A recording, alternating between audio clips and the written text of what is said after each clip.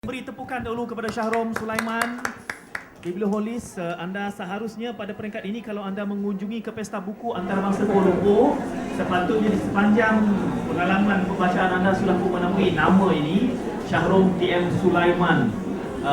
Sofa putih akan bermula sekitar 10 minit dari sekarang, dan kita akan mencakap tentang pesona pencinta buku bersama tokoh Biblioholis negara ini. Cuma kita ada anugerah sastrawan negara, ada anugerah pencinta buku Abang Syahrom ya, Profesor Madya Syahrom Sulaiman bersama. Kita akan memulakan satu tradisi baru. Seketika nanti kita berbicara tentang pesona pencinta buku. Buku ini sudah pun diterbitkan oleh ITPM, berada di sini. Anda boleh mendapatkan diskaun 20%, tapi kalau Encik Muhammad Khair, pengarah urusannya sini, dia bagi sampai 30%. Tak ada dia ya. Buku ini sudah pun ada di sini. Kita memulakan Sofa Putih. Ini adalah Sofa Putih episod ke-6, 7, maafkan saya, episod ke-7 musim ke-3 bersama Syahrom TM Sulaiman. Sebelum saya terlupa, anda juga kalau membeli buku ITPM berbelanja RM50, melayakkan anda untuk memenangi Alza putih yang ada di bawah itu. Alza boleh jadi milik anda. RM50, menang Alza, jual Alza, beli buku lagi. Kalau Syahrom, itulah yang akan dilakukannya. Bukan untuk tujuan keretanya, tapi untuk tujuan dapat duit dan boleh beli buku lagi.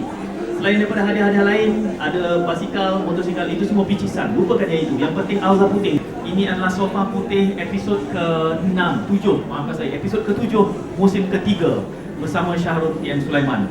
Sebelum saya terlupa, anda juga kalau membeli buku ITPM berbelanja RM50, melayakkan anda untuk memenangi Alza putih yang ada di bawah itu. Alza boleh jadi milik anda.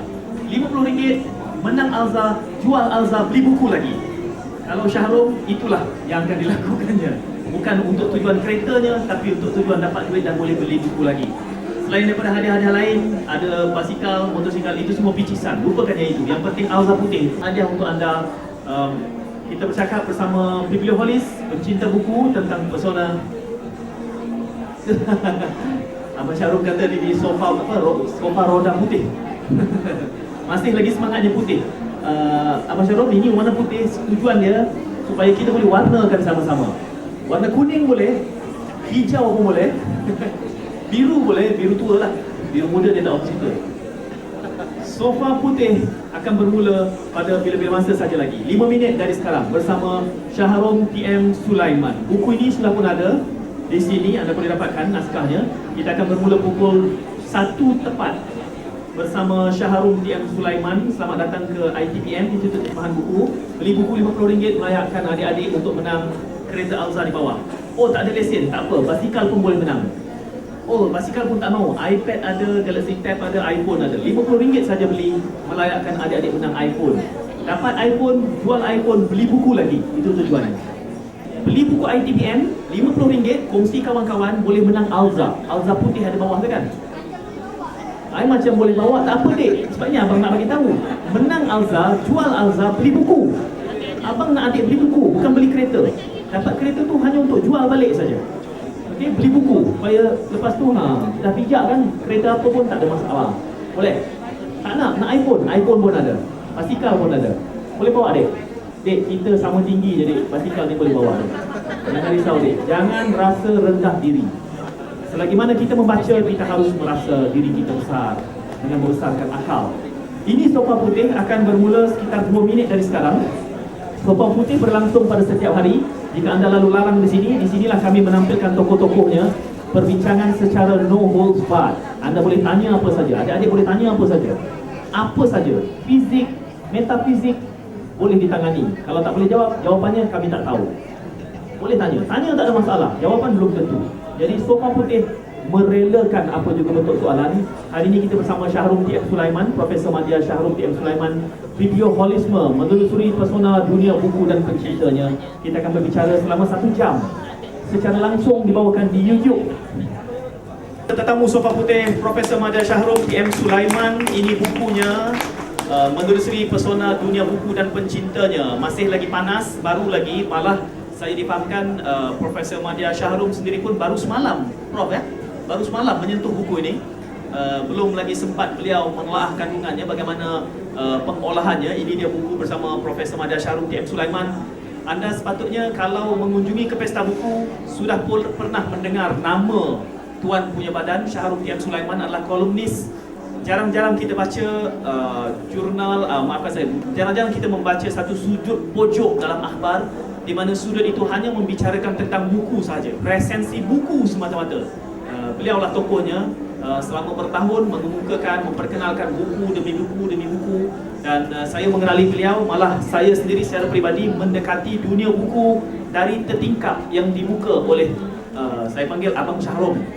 Jadi bersama dengan Abang Syahrul, beliau membawa saya mengembara ke tempat-tempat, memperkenalkan kepada tokoh-tokoh yang mencintai buku. Malah buku-buku beliau yang lebih awal, buku yang diterbitkan, siapa yang Utusan menjadi penerbitnya, bercakap tentang dunia buku, pencinta buku, sikap perilaku yang pelik-pelik, perkara yang pelik-pelik tentang orang yang mencintai buku.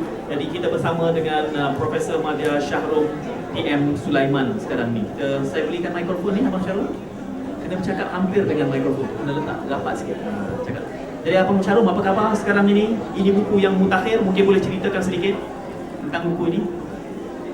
Terima kasih. Saya makanya saya nak ucapkan jutaan terima kasih kepada Terjemahan dan Buku Malaysia ITBM, khususnya kepada Cik Makin dan Irun yang memberi kesempatan kepada saya pada tengah hari inilah. Sebetulnya terus terang, ini merupakan lawatan saya pertama ke Perth sekian 5 tahun, 5 tahun. 5 tahun, sekarang baru datang kembali. Kerana keadaan fizikal tak mengizinkan, jadi dengan jemputan yang bermakna ITBM ni, saya dapatlah berkunjung ke Pesta Buku Antarabangsa Kuala Lumpur lepas 5 years absent daripada tahun 2007 saya rasa lah. Dan buku yang diterbitkan oleh ITBM ini sebetulnya buku saya yang ke-16. Buku yang ke-16, dan saya mengucapkan jutaan terima kasih kepada ITBM kerana sudi menerbitkan buku saya Biblioholism inilah. Dan saya kira buku Biblioholism menelusuri pesona dunia buku dan pencinta ini merupakan klimaks kepada gagasan Biblioholism yang selama ini saya cuba setengahkanlah.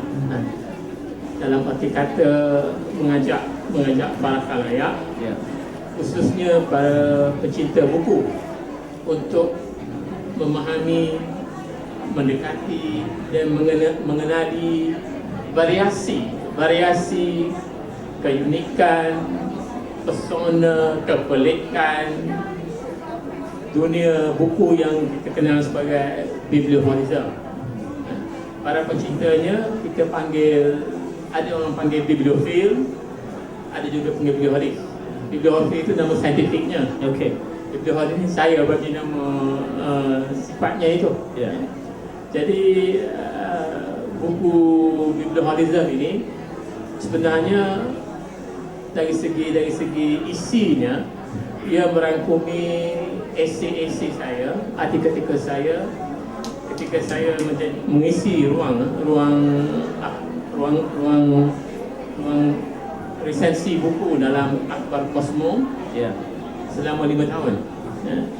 Kemudian saya sebahagian juga termasuk ruangan melayar buku di majalah Masa selama 7 tahun saya.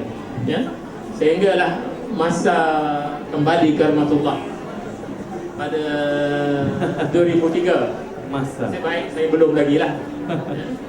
Dan sebahagian lagi dalam ruangan dunia buku Utusan Malaysia setiap hari Isnin. Jadi esei-esei itu esei-esei, kalau tuan-tuan pernah mengikuti tulisan saya di akhbar tersebut, di ruangan pojok itu, dia sebenarnya bukanlah aspek yang baru, aspek yang telah banyak saya tekan itu sekian lama. Cuma sampai masanya suatu tulisan itu perlu didokumentasikan ataupun dibukukan Saya kira ini sifat penting daripada gagasan seorang pengarang. Dia perlu dikumpulkan kembali dan diformulasikan dalam bentuk buku supaya ia lebih sistematik dan dapat ditata dalam semua keadaan. Kadang-kadang pengarang sendiri pun dia tak simpan artikel dia. Dia nak mencari tak jumpa. Tapi dengan ada sebuah buku sebagai dokumentasi yang lengkap, ia terhimpun dan memberi semangat yang bermakna lah, bukan setakat kepada pembaca, kepada penulis itu sendiri. Baik. Kita bersama Profesor Madya Shahrum TM Sulaiman, adalah dahulunya bertugas sebagai pustakawan di Perpustakaan Negara Malaysia. Dan selalu saja kalau saya bawa buku-buku langka tu, buku-buku nadir itu, beliau lah yang boleh memberikan harga ni. Abang Shahrum, dia tengok buku, ini boleh tahu harga RM20,000, RM30,000. Pengalaman beliau cukup luas, jadi telah pun menulis dalam ruangan pojok berkaitan dengan buku, melayar buku, semuanya tentang dunia buku. Mungkin kalau boleh saya sifatkan, Profesor Madya Shahrum Sulaiman adalah satu-satunya yang penulis yang menulis tentang buku. Ada lagi yang seumpama Shahrum di Malaysia? Abang Shahrum boleh kongsi, ada tokoh yang lain yang menulis umpama itu ataupun Shahrum Sulaiman satu-satunya? Susah nak jawab soalan itu. Saya tak boleh jawab lah. Okay.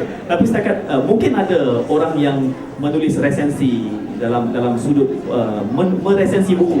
Yang meresensi buku itu mungkin ramai, tetapi yang menulis dunia buku tentang kecintaannya secara konsisten, mungkin elok kita kaitkan buku ini dengan buku-buku sebelum ini, keanehan dan keunggulan buku.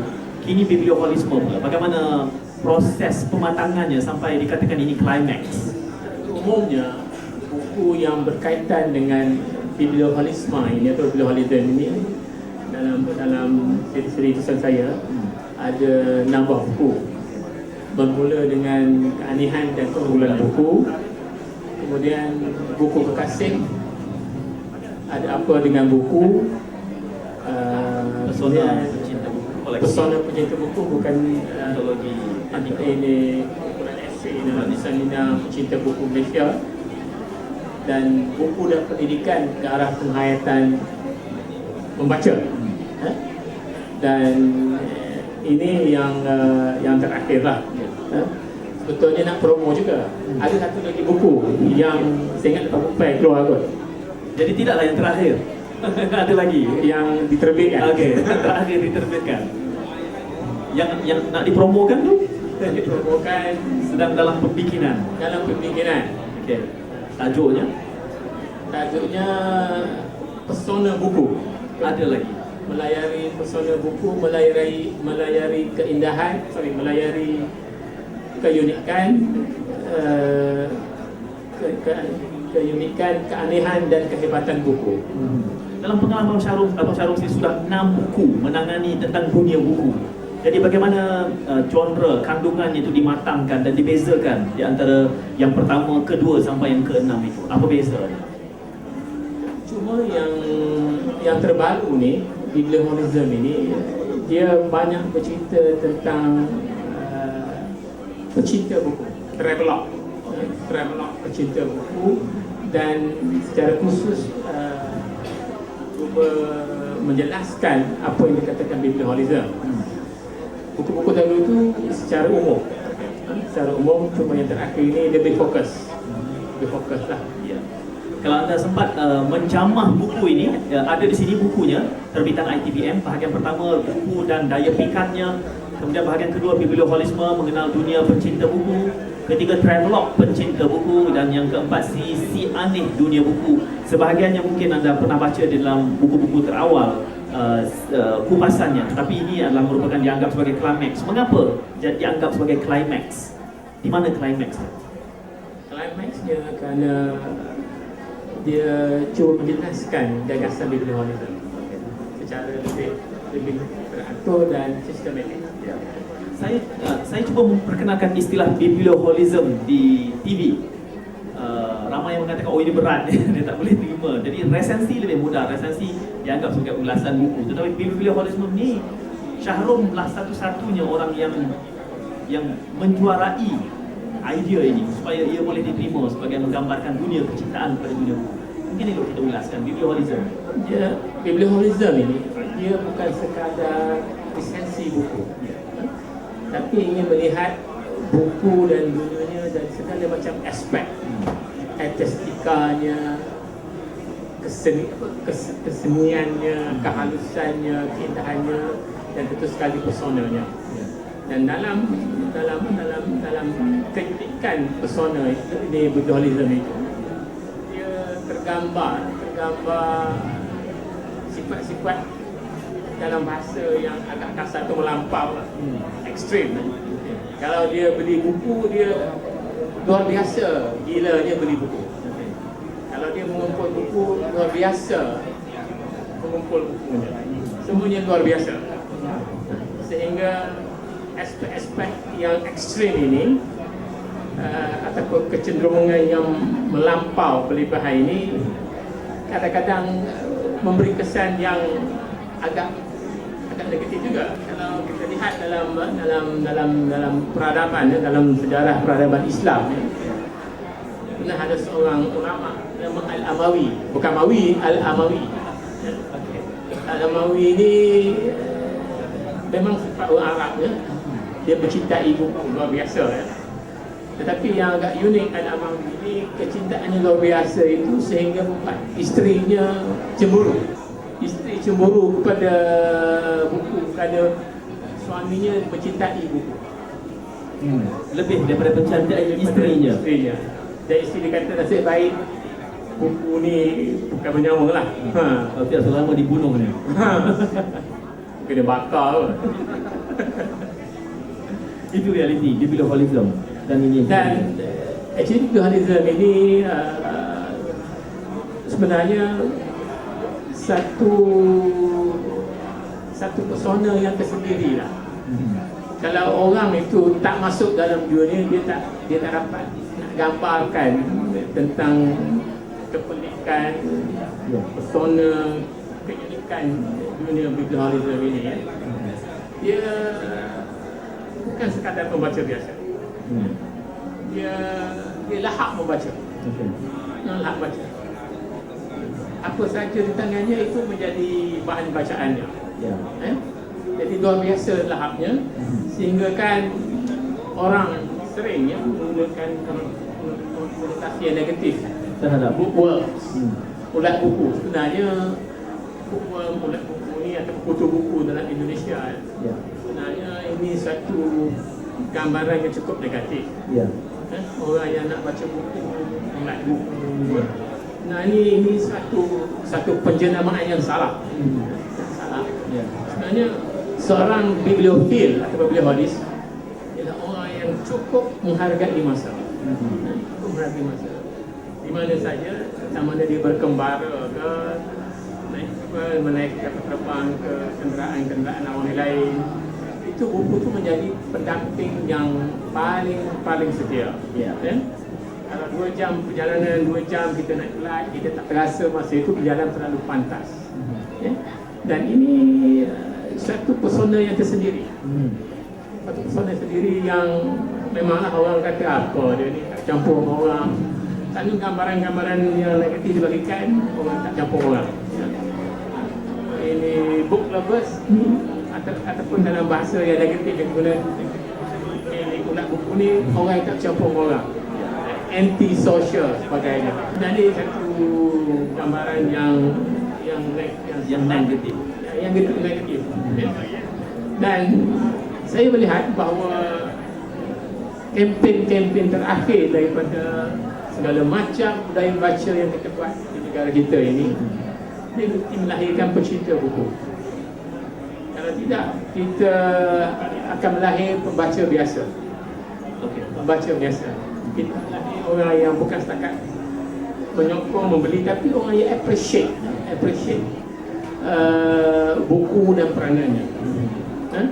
Kerana bila kita cakap tentang dunia buku ni, kita bukan cakap dunia buku pesif semata-mata. Dia kata tadi kita sebenarnya bercakap tentang suatu pembinaan tamadun tinggi. Orang yang baca ini merupakan manifestasi daripada budaya tinggi, highly cultured person. Rakyat apa? Negara kita dalam dasar pendidikan negara pun, salah satu tujuan utama pengajian tinggi maupun di peringkat Solodah, kita nak lahirkan pelajar dan mahasiswa yang kritikal, yang berfikiran kritikal, kritis. Walaupun tujuan kita, dia tak mungkin capai kalau seseorang itu bukan pembaca luar biasa. Ya. Dia akan sampai ke tahap kritikal, kritis, analitik dan sebagainya, tapi bukan tahap biasa. Tanpa membaca. Tanpa membaca. Saya ingin relate pengalaman peribadi saya bersama dengan Abang Syahrom. Kita bersama dengan Profesor Madya Syahrom KM Sulaiman menulis buku ini, Biblioholisme. Sudah boleh dapat sini. Untuk adik-adik yang baru sampai, Biblioholisme itu artinya kecintaan terhadap buku. Orang yang cinta buku dipanggil bibliofil ataupun biblioholis. Dan ini adalah tokoh biblioholis kerana secara peribadi saya bersama dengan Abang Syahrom sendiri berkelana ke beberapa tempat, ke pesta buku bahkan. Dan saya rasa saya ambil banyak buku dah. Rupanya Abang Syahrom dia ambil 6 kali ganda lagi banyak. Saya duk kira, aku ambil 12, dia ambil 36 buku. Akhirnya balik ke Malaysia, kita kena access baggage. Itu adalah manifestasi. Dan yang saya ingin explore, yang ingin saya teroka Abang Syahrom ya, kepada dunia seorang yang mengatakan dirinya biblioholis, bahkan bibliofil itu. Saya pernah mendengar Abang Syahrom menceritakan betapa romantiknya hubungan intim antara biblioholis dengan bukunya. Jadi sebagai seorang bibliofil, bagaimana Abang Syahrom mendekati buku? Estetiknya itu tadi, kerana di kaca mata kami yang sekadar membaca mediocre ini, kita membaca kerana intinya. Tetapi Syahrom Sulaiman mendekati buku itu dari sisi mananya? Mungkin boleh dikongsikan dengan hadir. Beginilah. Susah nak ceritakan dia. Saya menganggap buku ni bawah sikit dari isteri lah. Bawah sikit. Kalau anggap isteri kan Kasal tak ada, kasal tak ada sini. Mungkin si saya. Dia tapi satu aspek estetika yang saya cukup terkesan di hati apabila saya, kalau misalnya di library saya melalui rak buku. Misalnya kita pergi satu subjek ekonomi ke filosofi. Ya. Jadi membelik-belik buku dari satu rak ke rak, satu kenikmatan yang Luar biasa. Okay. Sebab apa? Sebab kita bukan menghadap satu makhluk biasa. Kita menghadap satu makhluk yang selama kini tidak pernah jemu membijaksanakan manusia. Mana lagi tempat kita nak berjumpa dengan Einstein? Mana lagi tempat nak jumpa Al-Ghazali? Mana lagi tempat kita nak jumpa pemikir-pemikir hebat, orang-orang besar dalam sejarah? Kalau bukan di library, dan kalau bukan di dalam gagasan dilontarkan dalam bentuk buku, dan suatu nikmat yang tersendiri. Mereka mungkin mati meninggalkan kita, tapi pemikirannya, gagasannya, visinya terus hidup, dan mereka membawa kita ke alam. Saya teringat seorang penulis tersohor Amerika, Anna Kublen. Dia pernah tulis buku How Reading Changed My Life. Dia mengatakan buku-buku itu ibarat tokoh-tokoh istimewa yang sentiasa memanggilku, mengajakku, menyentuhnya dan menawarkan mutiara-mutiara baru, pengetahuan kepadanya.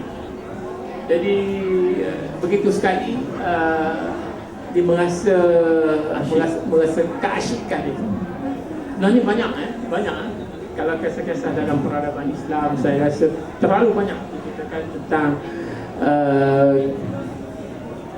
keindahan yang tak dapat diekspresikan dengan kata-kata. Tetapi bila kita masuki dalam dunia itu, kita akan dapat merasa sentuhan nikmatnya. Bila bermula buku ini dengan bercakap tentang buku daya pikat, boleh kita huraikan daya pikat buku ini? Setengah orang mungkin daya pikatnya pada cerita cintanya, tetapi buku Syahrom bercakap soal biblioholisme itu pun kepada saya dan mungkin sebilangan pembaca itu sudah ada daya pikatnya yang tersendiri. Jadi kerana apa? Minat orang berbeza-beza, justru daya pikat itu juga unik. Sebuah buku sebenarnya sebuah dunia yang lain. Dia satu lautan narasi, lautan teks yang penuh makna. Ya? Dan kita sebagai pembaca, kita berinteraksi dengan teks. Dan seorang pembaca yang baik, dia bukan saja berinteraksi, tapi dia berhujah dengan pengarang itu. Okey. Berarti dia boleh tidak bersetuju dengan penulis itu. Wujudnya apa yang dikatakan sebagai scholarly communication lah, komunikasi kesarjanaan. Ya? Dia boleh setuju, dia tak setuju. Dan dia boleh riba. Dan ini dia beauty-nya. Dan seorang pengarang pun kita expect orang setuju dengan apa yang dia kata. Ya. Dihujahkan, dibahaskan, dan ini memberi kesan yang tersendiri, kepada khalayak pembaca. Ya? Dan sebuah buku juga dia menjadi daya tarik itu selain daripada gagasan, visi, idea pengarang, tentu sekali dari segi aspek fizikalnya. Yang ini hal penerbit kena tahulah kan. Segi rekayasa tajuknya, dari segi even bindingnya, perkataan digunakan, ini kosmetik lah. Tapi ada di kalangan khalayak mereka membeli buku kerana covernya Sahaja. kerana covernya sahaja. Sebab ada di kalangan pengumpul buku dia suka pada cover buku. Ya. Suka pada cover buku yang menarik. Dan ini pun satu aspek estetika yang tersendiri. Ya? Ada penerbit yang lebih besar ya, di Amerika, di UK. Mereka sanggup menghabiskan wang yang banyak untuk reka bentuk covernya saja. Ya? Jadi setiap inci daripada teks dalam buku, khususnya di belakang buku di belakang itu memberi Gambaran. memberi kesan yang tersendiri. Ya. Sebab bila orang baca buku, pertamanya daripada tajuk di buku tu, dia akan melihat belakang buku. Okey. So belakang buku tu harus menjadi very inviting. Ya. Lepas tu barulah dia buka buku, dia tengok konten. Habis dia buka konten tu, mana 60% dia tangkap lah. Ya. Eh? Terperangkap ya. Istilahnya, terperangkap.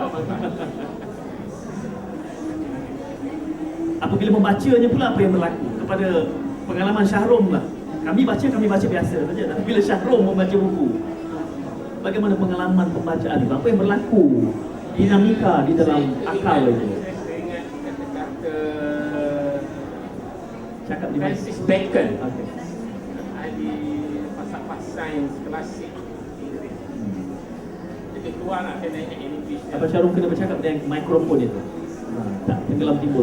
Lebih kurang dia, saya tak ingat secara jelas dia punya kata-kata. Tapi lebih kurang dia kata there are books to be chewed.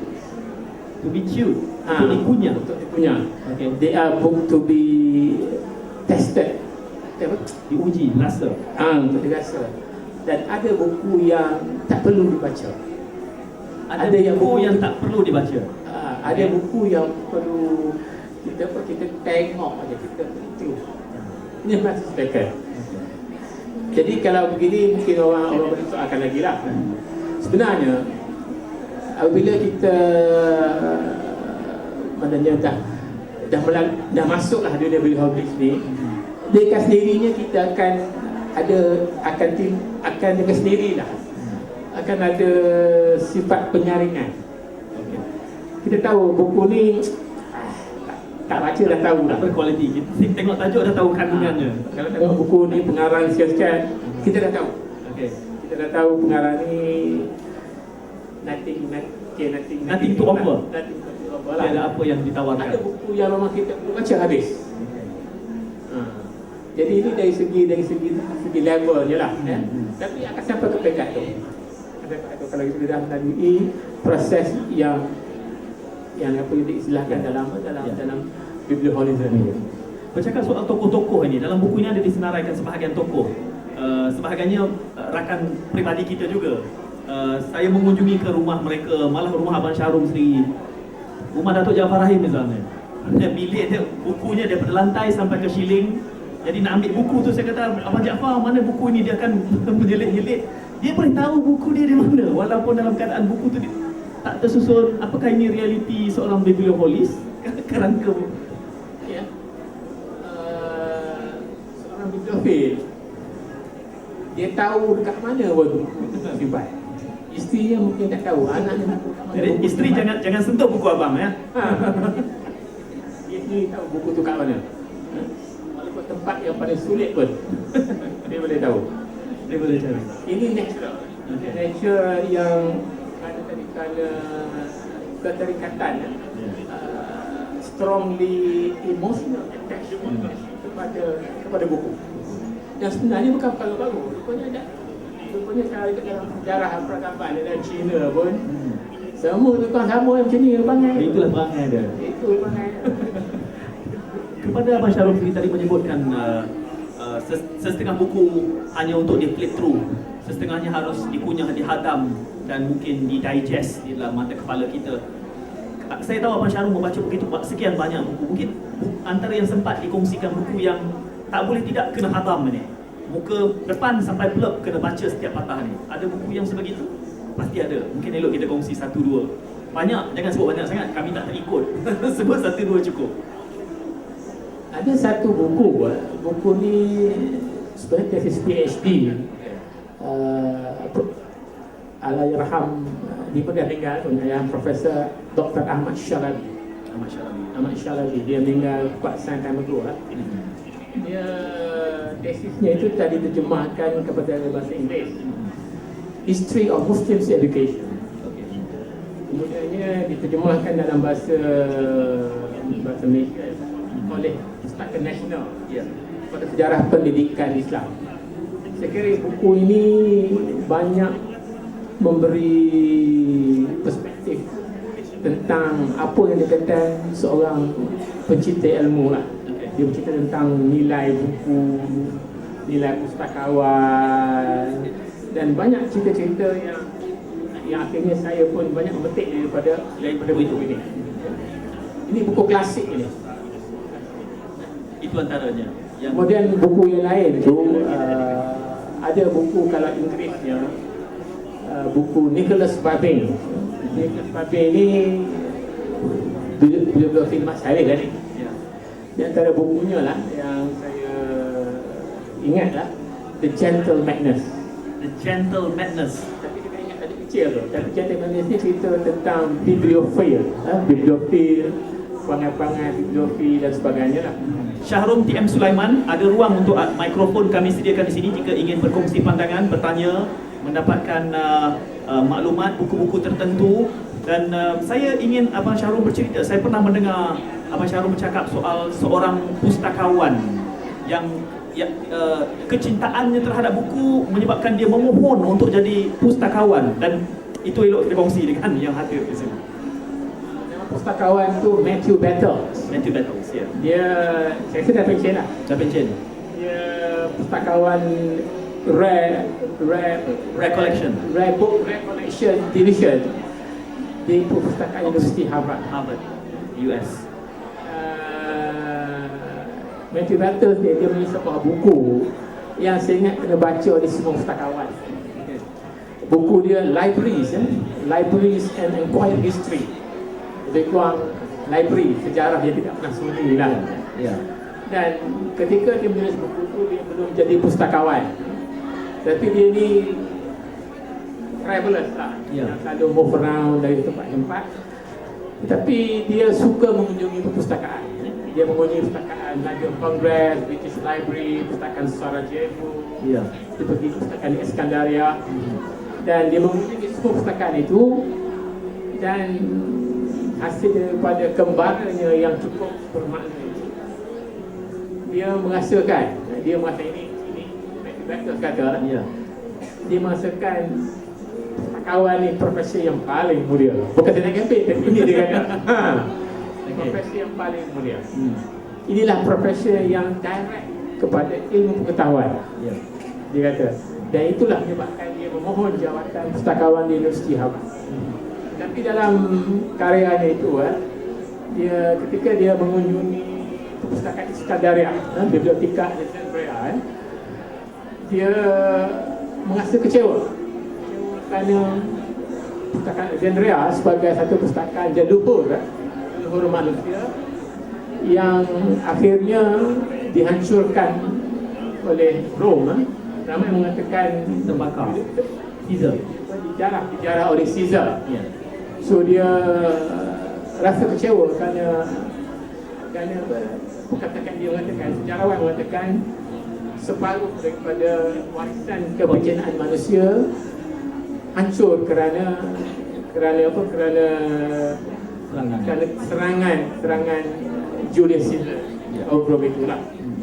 Dan satu ketika juga di perpustakaan Alexandria juga, saya dia ditegur oleh kawan supaya Matthew Bartle, penulis. supaya keluar, because library hour is already closed.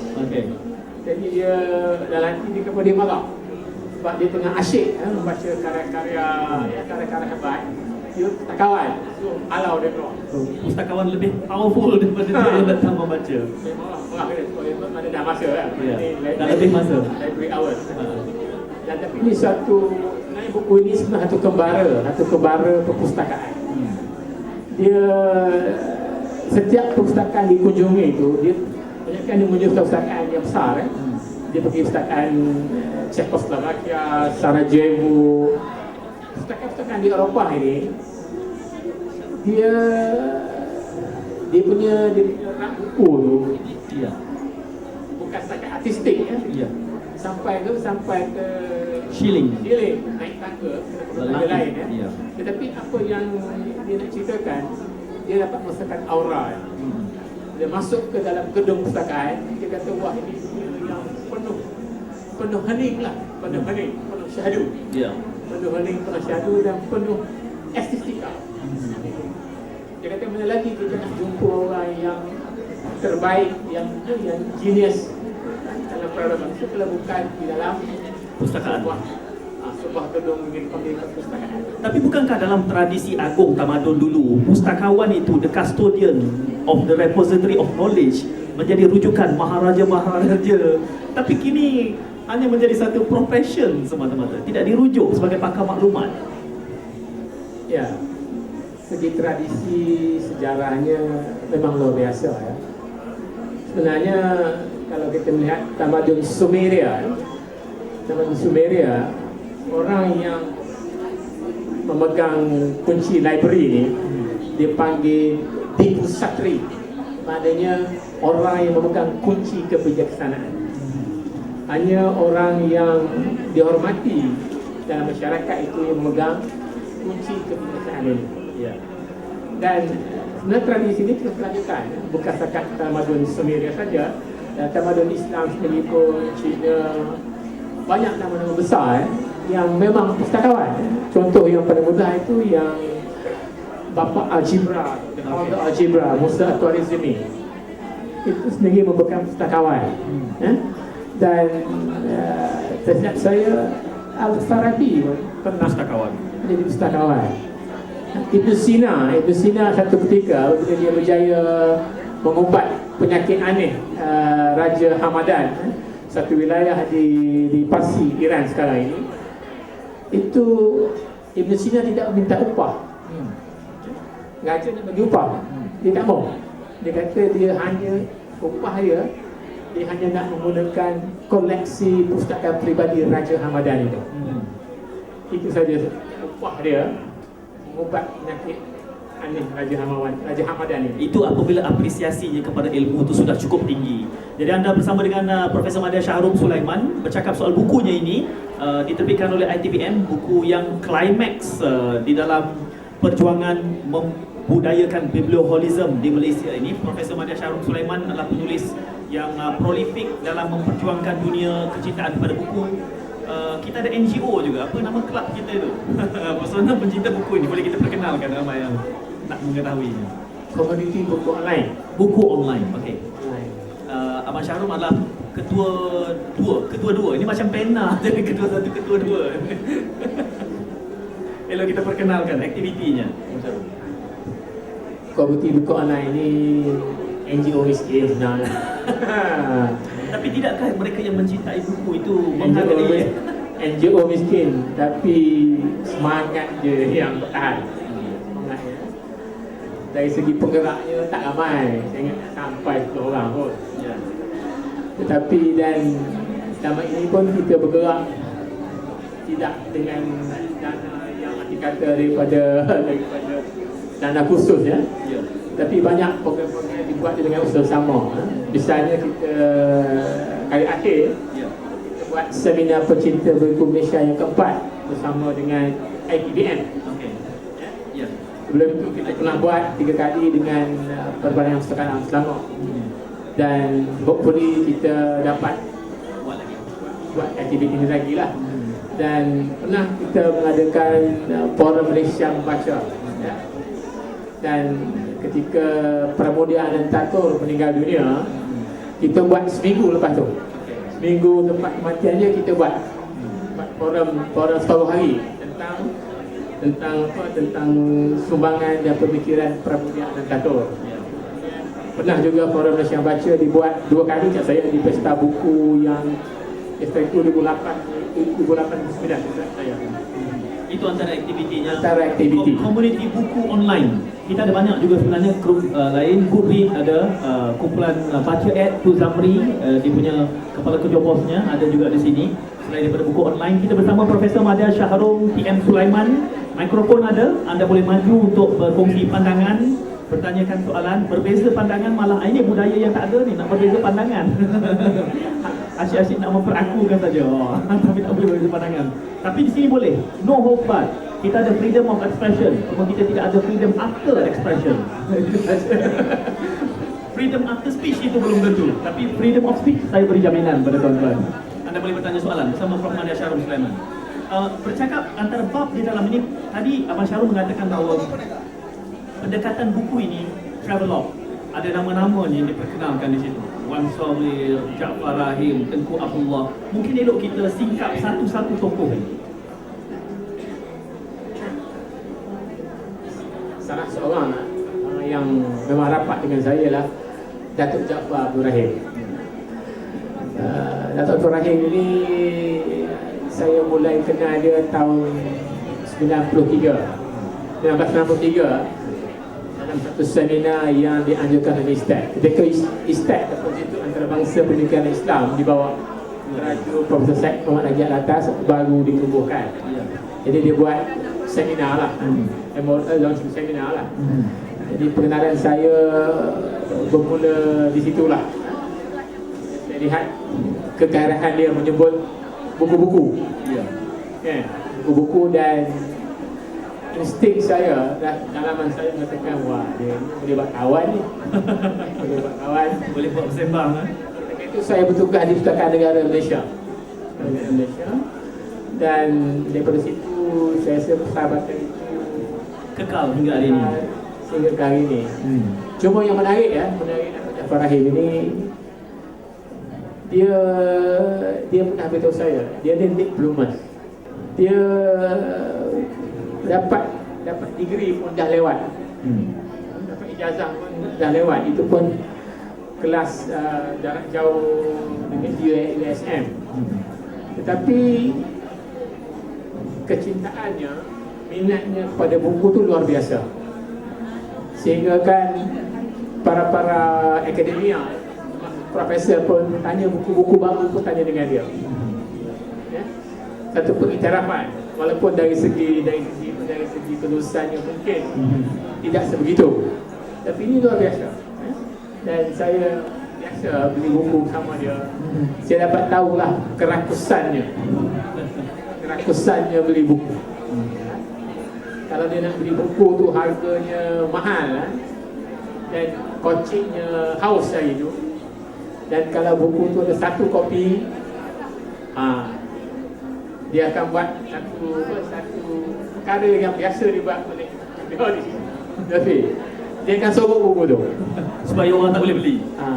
Sehingga dia ada duit. Sehingga Bagaikan orang apa pekerja kedai buku tu tak tahu buku kat mana. Dia seorang je tahu. Sampai dia datang beli buku tu. Ini tak ada implikasi undang-undang pada Datuk Jaafar. Mudah-mudahan tak ada lah. Mudah tak ada. Tapi ini lah. Ya.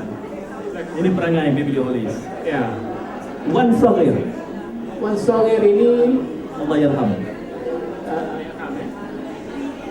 saya mengenali dia ketika dia menjadi macam pembekal manuskrip Ya. yang berguna di Perpustakaan Negara ketika itu saya tugas ke negara. Dan saya melihat Wan Saghir ini, dia juga seperti Jaafar Rahim ya. Untuk Jaafar, dia tak ada mengaji tinggi-tinggi pun, setakat pesantren aja. Ya. Tetapi autoritinya, knowledge-nya tentang manuskrip Melayu, khususnya ulama Melayu itu luar biasa. Luar biasa. Dan dia menumpukan hidupnya seluruh hidupnya itu, separuh hidup usianya itu untuk mencari mutiara-mutiara dalam manuskrip lama. Dan kalau kita lihat dalam pengkajian manuskrip Melayu pada manuskrip Melayu khususnya di Asia Tenggara, itu Wan Saghir itu dirujuk oleh para orientalis, dirujuk oleh pakar-pakar manuskrip negara Eropah. Cuma kita saja yang tidak tahu. Ini menunjukkan kebiasaan. Dia passion manuskrip. Saya pernah mengunjungi rumah dia di Taman Malewar ya. Gombak. Ya, saya melihat rumahnya cukup sederhana. Ya. Tetapi kitab manuskripnya itu Luar biasa. luar biasa. Kalau bersidang dengan dia, berjumpa ataupun Bersembang dengan dialog. Wah, itu Lautan ya, keluasan ilmunya. ya, kita akan merasa banyak benda tak tahu. Dan inilah hikmatnya baca buku kan. Ya. Maknanya lagi banyak kita baca, malah kita tahu. Kat baca, tengok, itu cerita lain. Daripada ditengah dengan komputer, dengan Saya berpeluh baca dengan mereka dalam komputer. saya kira ini penting. Kadang-kadang simbolisme ini memberi arti yang tersendiri, Kesan psikologi yang besar. sendiri. Ya? Dan aktiviti ini perlu tempat yang lain di komputer dan sebagainya lah, public places dan sebagainya. Maknanya momentum tu harus kekal, harus ada. Dan semuanya ini saya rasa dibuat kerana kegigihan Zamri yang melihat perlu satu simbolik kepada pengangkutan. Why not kita spend time dalam komputer? Benda sampai kita baca buku. Dan fenomena biasa kalau di Jepun, negeri lain kan. Di Jepun kalau orang tak baca buku, sekarang dah tengok gadget orang berselit. Jadi why not ini kita hidupkan di negara kita. Ya. Saya sengaja memprovokasi tuan punya badan ada di sini, Zamri dan teman-temannya ada di sini. Tapi dia tak mau approach pada mikrofon. 2-3 kali saya provoke, tak datang juga. Kita bersama Profesor Madya, Syahrum Sulaiman, Encik Khair pun ada di situ, bersembunyi di sebalik banting. Saya selalu sebut ini, kadang-kadang saya tak mau mengulang. Tetapi khalayak saya ada kalanya berrealistik. Termasuk dalam konteks memperkenalkan buku. Perdana Menteri sebut Blue Ocean Strategy saja, beratur nak beli walaupun dia tak baca sebab dia nak letak dekat rak dia. Perdana Menteri sebut, jadi dia nampak. Encik Khair sebut dia tak jadi apa. Saya sebut tak jadi apa. Perdana Menteri sebut Blue Ocean, semua orang terpaksa baca. Kenapa kita selemah itu? Semuanya harus feudalistik sifat. Di mana kunci kelemahannya? Ya, kalau bercakap panjang segi tradisi sejarah Melayu pun Begitulah. feudalistik ni bukan benda baru. Islam Paramaeswara, Islamlah satu Melaka. Benda lama lah. Tadi muncul juga PM sebut. Muncul, betul. Bagi saya, biarlah PM sebut tiap-tiap minggu. Jadi semua pengarah-pengarah dia terpaksa membaca buku. Ini important orang besar sebut lah. Ya. Tidak baca tak lain. Tapi sebut tu penting. Betul. Saya teringat ungkapan argumentum ad vericandium. He who speaks is more important than what he says. Jadi apa yang kita sebut mungkin tidak berbekas, tapi Perdana Menteri sebut sekali, semua orang akan baca. Satu lagi aspek lah saya menarik juga tentang buku ni. Saya tak ingat siapa, tapi dia pernah kata lah, you are what you read. Okay, garbage in, garbage out lah ni. You are what you write. Ya. Maknanya sebenarnya buku itu menggambarkan diri kita. Ya. Kalau kita lihat koleksi buku-buku yang ada oleh Ampunya koleksi lah, sebenarnya koleksi itu menggambarkan perjalanan hidup dia. Sebab dia akan beli buku yang dia minat, Ya, betul. dia sukai, yang dia geluti. Jadi tanpa berjumpa dengan orang tu, by look at the collection, Ya, kita tahu orang ni macam mana. betul. Ini kita tengok jelas Ya. pengalaman saya dengan kawan ni lah, dengan beberapa kawan, Ya. saya dapat lihat kebenaran aspek ini lah. Ya. Justru itu pentingnya koleksi peribadi. Ramai orang tak tahu koleksi peribadi ada di perpustakaan negara, di perpustakaan-perpustakaan peribadi. Saya baru balik ke Buku, perpustakaan Az-Zahra, private. Ada koleksi peribadi Yaakob Zaki. Itu semua penting dan itu seperti yang Prof Madia sebut, menggambarkan citra pemilik dan pembacanya. Ada soalan silakan. Ini waktu kecederaan sebenarnya.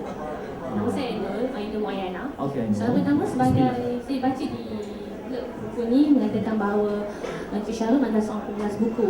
Jadi sebagai orang yang ingin membeli buku, biasanya kita akan lihat pada ulasan buku tersebut. Secara pribadi, pernahkah sebuah ulasan itu dibuat untuk mempromosikan buku tersebut, wahai buku tu Negative promotion lah. Kenapa promosi, tak bagi negative promotion? Kenapa adakah tidak perlu beri negative promotion atau perlu beri ulasan yang betul-betul jujur? Sebab kadang-kadang kita ni bila terpengaruh dengan ulasan, kita membaca dan kita kecewa dengan ulasan tu, jadi kita macam kurang percaya kepada ulasan buku di mana kepentingan sebuah ulasan buku. Kemudian saya membaca juga di biblioholism ni ada soalan kedua. Biblioholism ni ada soal buku dan juga gaya hidup. Sebab saya selalu membawa kawan-kawan saya pergi kedai buku dan mereka seperti traumatik, macam takutnya nak kita buku ni. Tapi bila ada kedai buku dan kafe seperti di Kinokuniya, di MPH, dia jadi seolah-olah jadi satu pleasure. Kita boleh duduk dan minum di sebuah kedai buku. Di masa akan datang, apakah pendapat seorang biblioholism tentang bagaimana dia mahu sebuah kedai buku itu mempersembahkan kepada pembeli buku? Adakah mahu sebagai kedai buku yang kalau tak boleh membaca, sebab kalau kedai buku yang kecil dia tidak benarkan kita membaca, kita kena beli baru boleh membaca. Tapi sebagai seorang kita suka nak beli daripada depan ke belakang untuk membaca. Perpustakaan tu benarkan saja kita bawa kopi masuk. Seharusnya, sebab kita membaca buku, kopi tidak boleh dipisahkan. Seperti baca buku tanpa kopi seperti Oh ya, di UK ada kedai buku yang menawarkan bed and breakfast. jadi Kita belum ada bagaimana di pendapat di Malaysia ini sebuah kedai buku dan juga tentang ulasan buku? Saya terima kasih. Sebenarnya kedai buku di Malaysia ni dah jauh berubah. Betul. Dah jauh daripada kalau dulu saya ingat lagi buku itu disampul dengan plastik, tuntas. Kalau buku tu koyak dan dia consider kena beli. Jadi dan saya ingat ini trend di mana-mana saja ya. Kedai buku perlu selesa.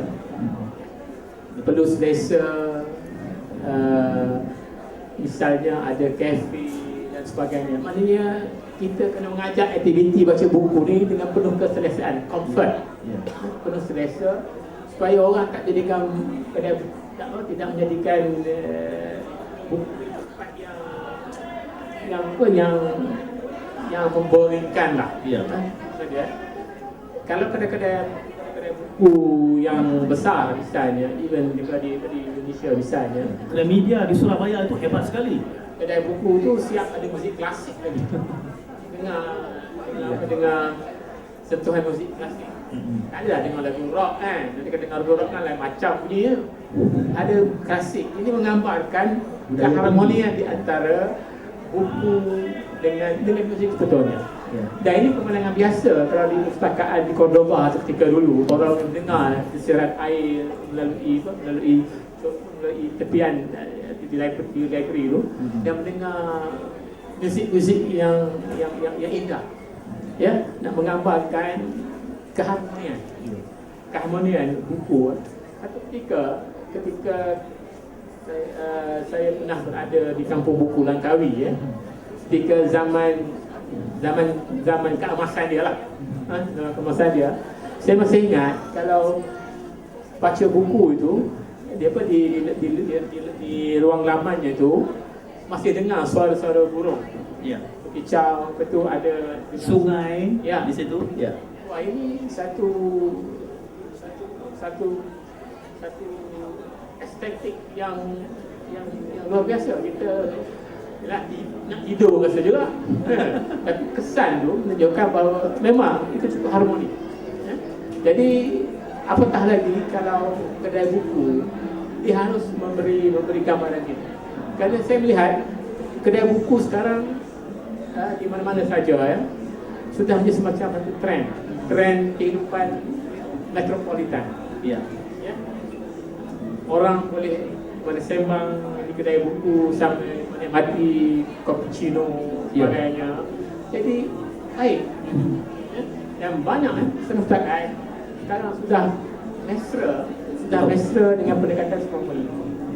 Malah Book Cafe sudah mula diperkenalkan walaupun tidak dalam bentuk franchise. Kita tahu di Melaka ada, di Pulau Pinang pun sudah ada. Saya terkejut kepada buku pertama tu kami ke Jeddah. Ada 2 Book Cafe yang sangat established. Double story-nya luar biasa sekali. Jadi itu sudah menjadi lifestyle budaya tinggi yang mungkin harus kita naikkan sebagai permulaan. Walaupun of course menghadiri satu perkara, membaca perkara yang lain, tetapi itu adalah permulaan yang baik. Kita berikan tepukan kepada Profesor Madya Shahrum T.M. Sulaiman. Mudah-mudahan Abang Shahrum terus diberi kesihatan untuk terus berkarya dan membantu kami mencerdikkan umat dan bangsa. Terima kasih. Peluang untuk anda bergambar, mengambil tanda tangan. Saya orang yang pertama, Abang Shahrum. Saya orang yang pertama. Ada ni, kan ada di tangan saya.